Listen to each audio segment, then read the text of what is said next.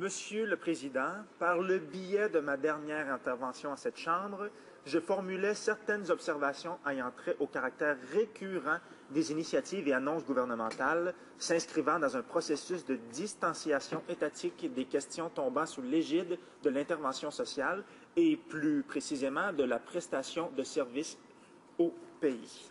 Maintenant, Monsieur le Président, ma dernière intervention portait d'abord et avant tout sur les œuvres caritatives. On a vu, et j'ai tenté d'étayer mes propos en introduisant le spectateur, l'interlocuteur à la notion de cette distanciation, de cette volonté de retrait du gouvernement, une volonté qui s'exprime au quotidien. Au cours de ce mandat, Monsieur le Président, j'ai été à même de constater qu'il y a certaines matières qui sont controversées, certaines matières qui sont plus ou moins perçues plus ou moins favorablement par l'ensemble de la population canadienne, et le gouvernement se retrouve souvent exposé tant au niveau national qu'au niveau international. C'est le cas, entre autres, pour les droits humains. Je vais y revenir notamment sur les droits humains. C'est notamment le cas pour l'accès à l'eau potable. Encore tout récemment, en comité, on étudiait S8, une initiative qui, encore une fois, transposait le fardeau d'assainissement et d'accès à l'eau potable sur les Premières Nations, sur le dos des conseils de bande. L'on sait que c'est un droit fondamental enchâssé dans la Constitution, mais également reconnu sur le plan international. L'accès à l'eau potable, c'est essentiel, c'est un droit humain de base.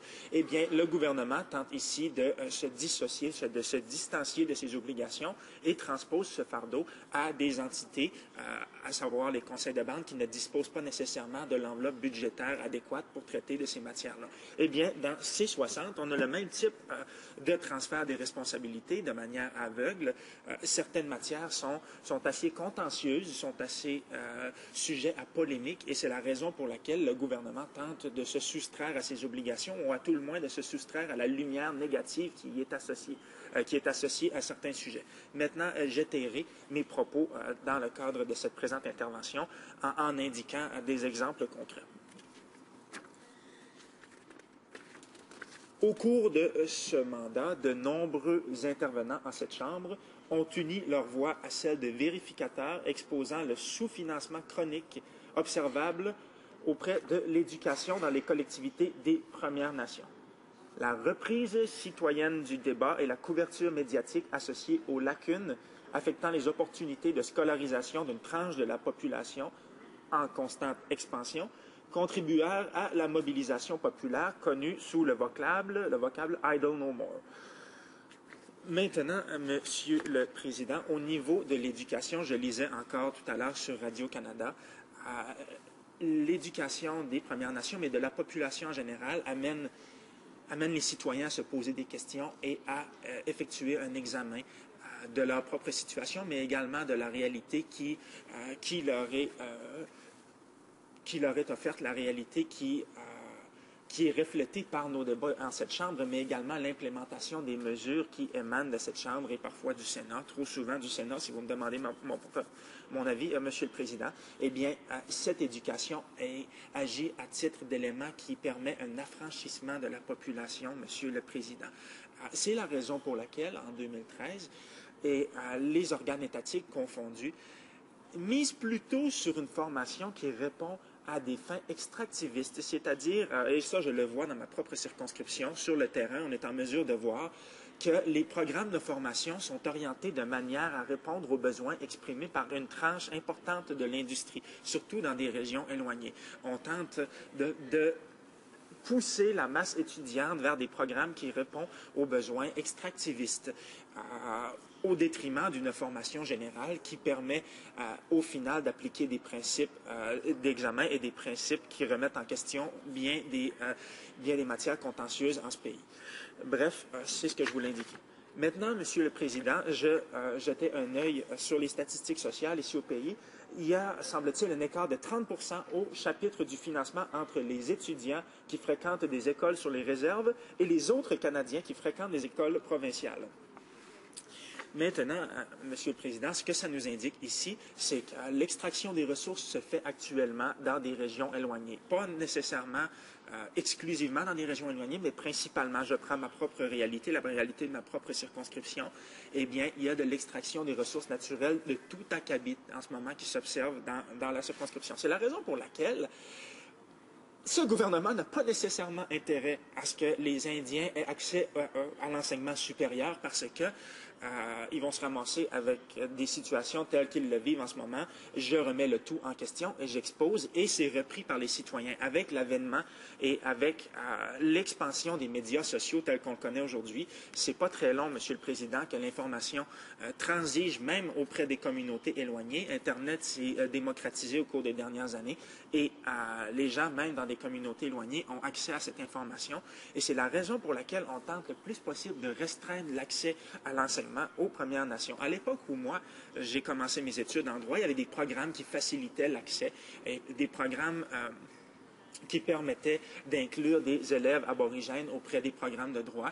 Donc, il y avait des programmes qui s'appelaient pré-droit. Eh bien, ça a été aboli, ça, au cours des années. À moins de preuves du contraire, Monsieur le Président, ces programmes-là ne sont plus accessibles aujourd'hui, dépendamment toujours de quel gouvernement était en place à l'époque. Mais bref, il y avait cette volonté qui était exprimée d'inclure et de permettre cet affranchissement-là d'une tranche de la population. Pour ma part, je venais d'une communauté éloignée et ça a été assez salvateur, si vous me permettez l'expression, Monsieur le Président, puisque j'ai réussi à sortir de ma communauté qui était assez...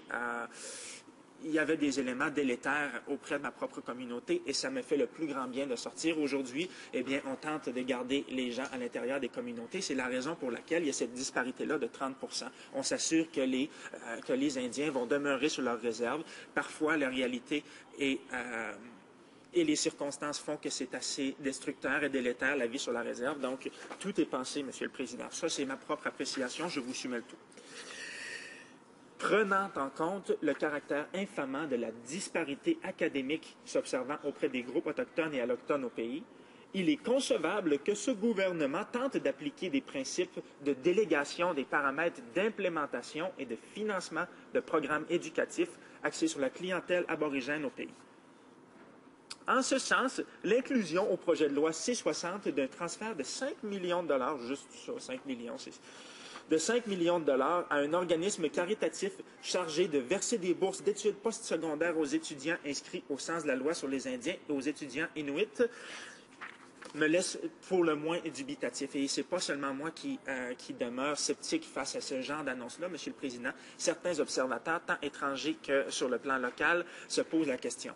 Parce que lorsque l'on fait de la délégation aveugle d'implémentation des politiques publiques, telles qu'on le fait dans ce cas-ci, plutôt que de s'attarder à la disparité réelle et au financement de l'enseignement et au financement des études auprès des jeunes des Premières Nations, des jeunes qui sont très prouvés, qui doivent faire face à de l'adversité sur une base quotidienne, eh bien, on délègue le tout à un organisme qui est peut-être bien géré au final, mais c'est une OSBL ou c'est un organisme parapublic ou c'est une œuvre caritative au final qui n'est pas nécessairement imputable, Monsieur le Président. Ces paramètres-là d'implémentation de mesures visant à favoriser l'accès aux études supérieures des Premières Nations se doit d'être assumé par le gouvernement canadien qui, au final, est lié par cette obligation fiduciaire-là envers les Premières Nations.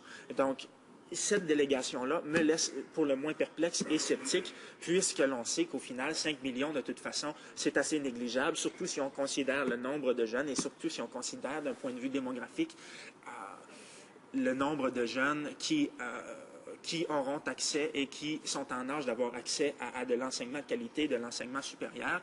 Eh bien, le tout me laisse perplexe, Monsieur le Président. Sur ce, je vous soumets le tout humblement.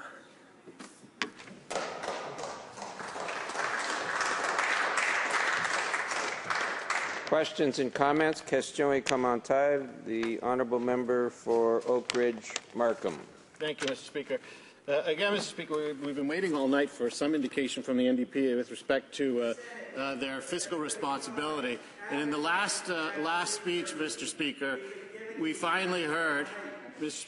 Speaker, I'm wondering if you might bring the member opposite under control for me. That would be very helpful. But we finally, in the last speech, heard that the one policy that the NDP do have, with respect to fiscal responsibility, bringing back the budget into balance, is the elimination of the Senate, which would save, according to the NDP, and I think they're right, $90 million.